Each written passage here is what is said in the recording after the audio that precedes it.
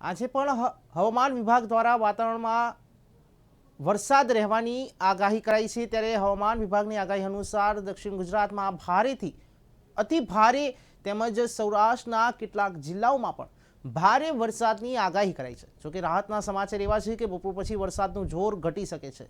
અમરેલી, ભાવનગર, સુરત, તાપી, ડાંગ, નવસારી અને વલસાડ જિલ્લામાં કમોસમી વરસાદ થવાની શક્યતા છે।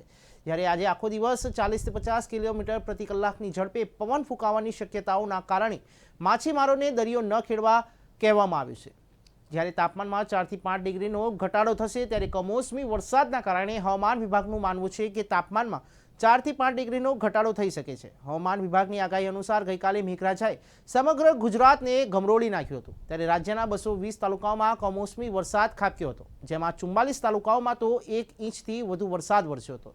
રાજકોટ, જામનગર, જૂનાગઢ, ભાવનગર, ગીર સોમનાથમાં અનેક સ્થળોએ ધોધમાર વરસાદ વરસ્યો હતો।